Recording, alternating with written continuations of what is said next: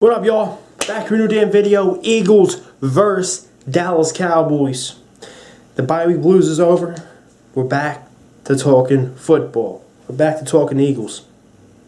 You know how this rivalry goes. We effing hate Dallas. Shit, I hate them more than anybody. I hate them more than any team. We all know that. See, we're sitting 8-1. They're sitting at what, 5-4 now? I have us winning this game, okay? And if not, we win the game. If we don't win this game, we're going to split with them and beat them at the end of the year.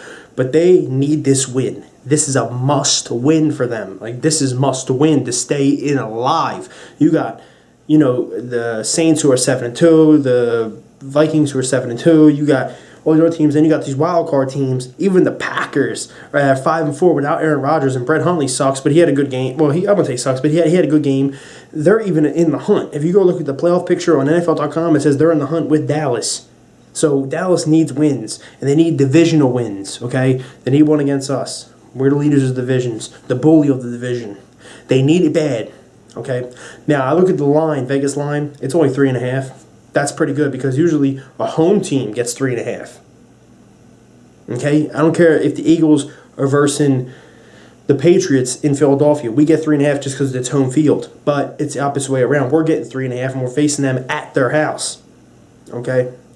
Now, the previous 10 times the Eagles have been favored in games, I think since 2008, I think it was, we're 9-10. I'm sorry, 9-10.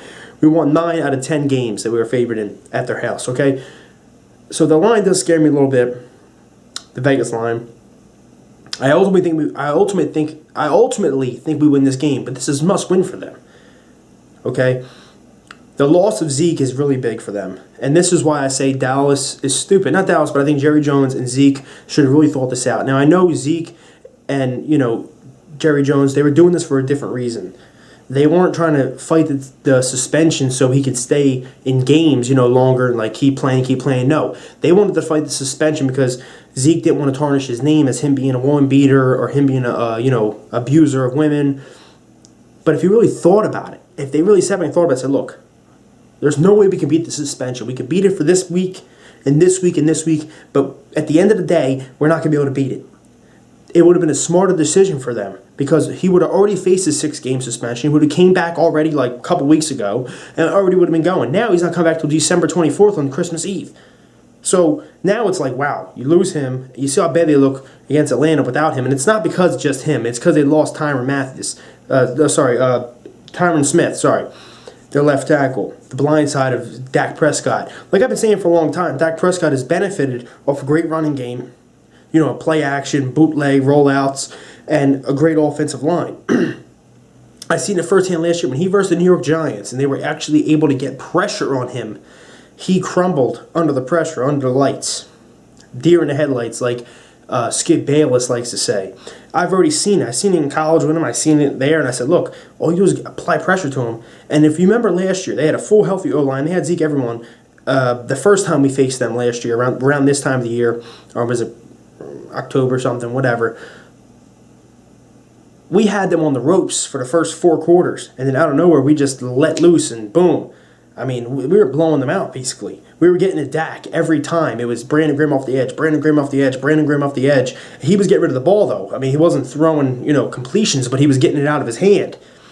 So it was a bunch of hurries, but it wasn't sacks, which doesn't mean anything unless you're getting a bunch of incompletion, punt.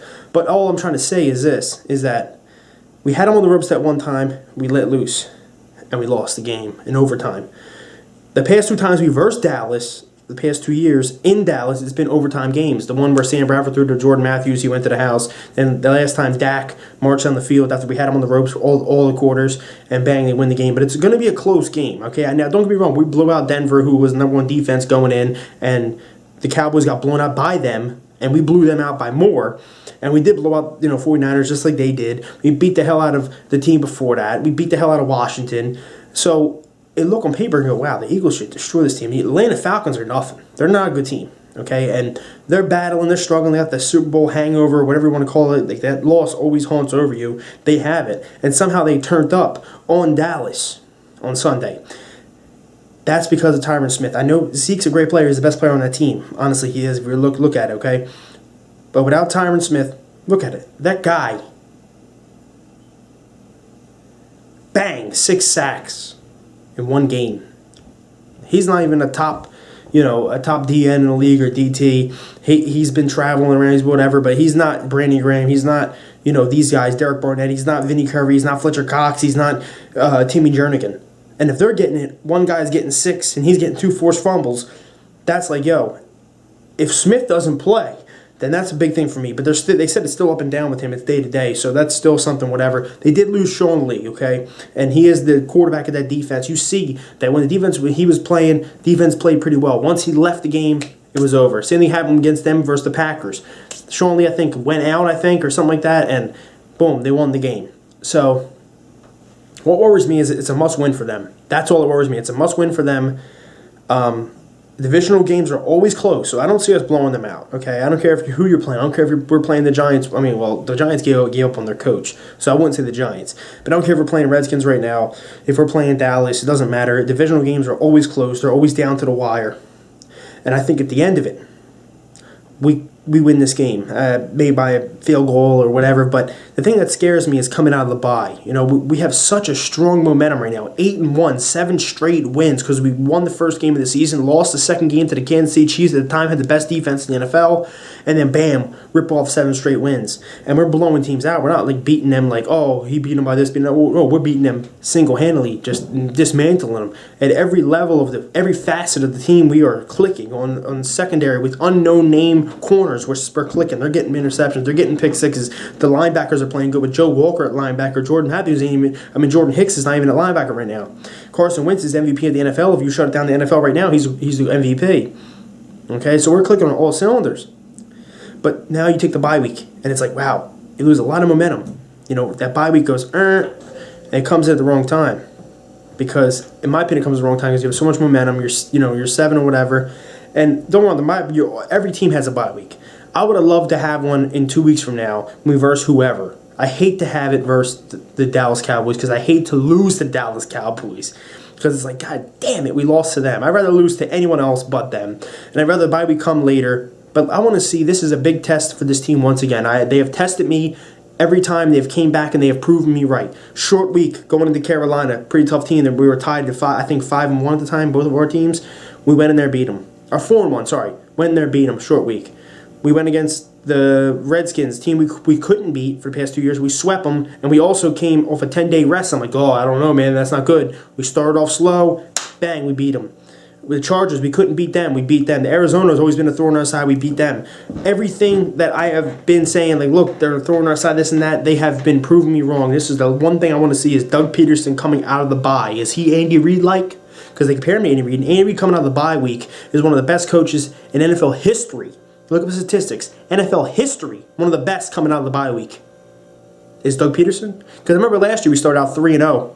We come out the bye and we had a shit ton of penalties. The first 3 games we only had like 15 penalties or 20 penalties total. This we had 15 in like the first 2 quarters.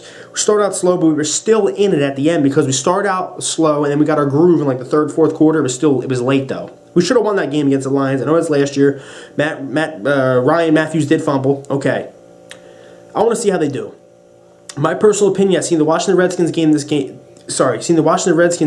year where we're on a 10-day rest. We went in there, we went to face them, and we came out really sluggish. Offense looked terrible, and then finally late in the 2nd quarter, they just clicked. Carson Wentz throws a 64-yard bomb, 64 yards literally in the air the ball went, but it was a 70-yard touchdown to Matt Collins, and then Carson Wentz ends up throwing 4 TDs. He started out with an interception. I'm going, shit, man, that 10-day rest was not good.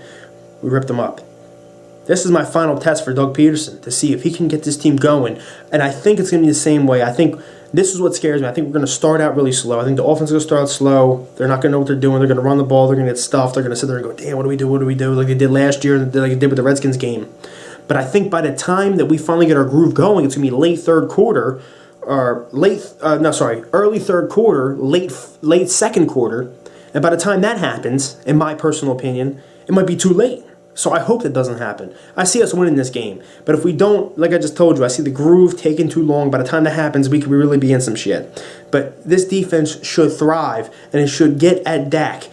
unless Smith is playing. But if they have, what's his name, Chaz Green, whatever, at left tackle, he will get dismantled. And if not, I'll be disappointed. But I hope the Eagles ain't, smiling themselves. But I'll tell you what, we can afford to lose this game. I don't want to lose because I hate Dallas. Okay, but if it was any other team, I would. If we lost this week coming up, I would not even care. I'd be like, okay, we're 8-2, best team in the league still. What's up? Best in the NFC. If we lose a game against Dallas, we're still 2-game lead on them. Yeah, 2-game lead, and all we need is, if we beat Dallas this week, all we need is 3 games to win. If we beat Dallas, all we need is 3 more wins, and we lock up the division. It's like that, lock up. Last time we locked up the division within the month of November or December was 2004 when we went to the Super Bowl. So it's going to be a really tough game, in my opinion, because it's a must-win. But I think we should dismantle them. Because it's a rival, though, it's not going to be a dismantle. I think we win, though. I think we win. So all you people saying, I'm negative. I'm just realist. I think we win. We should win big. It should be like the Thanksgiving game 2014. It should be like the game in 2009 where we beat them 44-6. That's what it should be, really, in Jerry World. If you look at the matchups on paper. But I think coming off the bye, we might be a little, unless Doug Peterson is like Andy Reid off the bye. This is his test now, because last year he proved to me that off the bye, the momentum was lost. Let's see what he does now. Let's go Birds. Let's dismantle Dallas. Let's have a good matchup, and hopefully we come out on top. Peace. Go Birds.